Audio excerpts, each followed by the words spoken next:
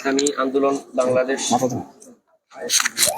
কেন্দ্রীয় কমিটির সিলেট বিভাগীয় সাংগঠনিক সম্পাদক এবং যিনি গত সিলেট সিটি কর্পোরেশন নির্বাচনে হাত পাকা প্রতীক নিয়ে মেয়র প্রার্থী ছিলেন হাফিজ মাওলানা মাহমুদুল হাসান এলএলবি।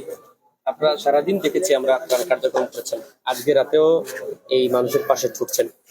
তো দেখা যায় যে বন্যা পরবর্তীতে মানুষের যে ঘর বাড়ি সংস্কার এবং বিশেষ করে বাচ্চারা এবং অনেক মানুষ পানিবাহিত রোগে আক্রান্ত হয়, এই নিয়ে আপনাদের আগামী দিনে কি কার্যক্রম থাকবে? বিসমিল্লাহির রহমানির রহিম। ইসলামী আন্দোলন বাংলাদেশ পীর সাহেব চরমনাই নেতৃত্বাধীন এই সংগঠন মানুষের সুখে দুঃখে সবসময় থাকার নাম ইসলামী আন্দোলন বাংলাদেশ।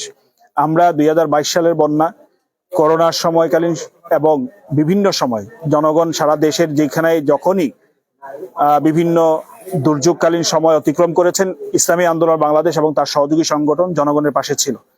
2022 সালের এই বন্যায় আমাদের কার্যক্রম শুরু হয়েছিল মানুষের উদ্ধার কার্যক্রমের মাধ্যমে। আমাদের কার্যক্রম শেষ হয়েছে মানুষের বসত ভিটা বিনির্মাণের মাধ্যমে। আমরা এর মধ্যে চিকিৎসা সামগ্রী, আমরা এর মধ্যে মানুষকে শুকনো খাবার, রান্না করা খাবার, চাল ডাল বিতরণ সহ ঔষধপত্র বিতরণ এবং চিকিৎসা সেবা সহ সার্বিক কার্যক্রম পরিচালনা করেছি। এবারও আমাদের সেই ধরনের প্রোগ্রাম রয়েছে। প্রথম ধাপে আমরা আজকে এই কয়েকদিন যাবত দিন থেকে রাত পর্যন্ত আমরা এই নগরীর বিভিন্ন আনাচে কানাচে নদী পানি আক্রান্ত মানুষ যারা আছেন, পানিবন্দী মানুষ আছেন, তাদেরকে আমরা সহযোগিতা করার চেষ্টা করে যাচ্ছি। আমরা যে চেষ্টা করছি, সামাজিকভাবে যারা চেষ্টা করছেন, বিভিন্ন রাজনৈতিক সংগঠনের নেতৃবৃন্দ যারা চেষ্টা করছেন, এলাকাভিত্তিক যে সকল চেষ্টা করা হচ্ছে, মানুষ তার থেকে কয়েক গুণ বেশি মানুষ তার থেকে বেশি আক্রান্ত। এই আক্রান্ত থেকে মানুষকে উদ্ধার করার জন্য আমাদের এই ত্রাণ কার্যক্রম বা বাৎসরিক এই প্রতি বছর আমাদের এই ধরনের উদ্যোগ কখনোই কোনো স্থায়ী সমাধান হতে পারে না।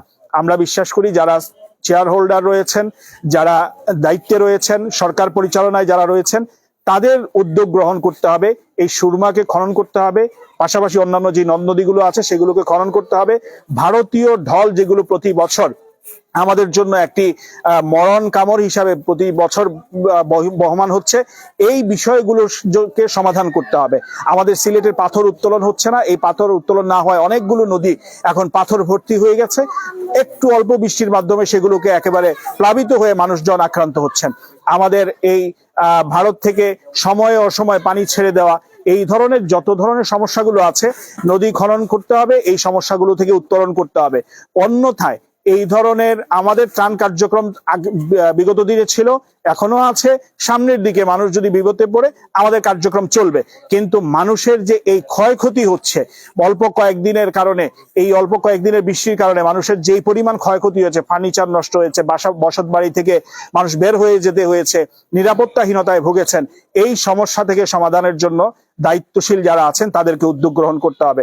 যদি তারা উদ্যোগ গ্রহণ করতে ব্যর্থ হন এবং সিলেটের সাথে যে বৈষম্যমূলক আচরণ করা হচ্ছে, এই আচরণগুলোকে যদি ওনারা বন্ধ না করেন, তাহলে আমার মনে হয় সিলেটবাসী আমরা সময় মতো সঠিক জবাব দিতে আমরা প্রস্তুত রয়েছি ইনশাআল্লাহ। ইসলামী আন্দোলন বাংলাদেশ আমাদের কার্যক্রম পরিচালনা করে যাচ্ছি, মানুষের সাথে থাকার আমরা সর্বোচ্চ চেষ্টা করছি। আমাদের সর্বোচ্চটুকু দিয়ে আল্লাহ পাক যেন সবাইকে একে অপরের পাশে থাকার তৌফিক দান করেন।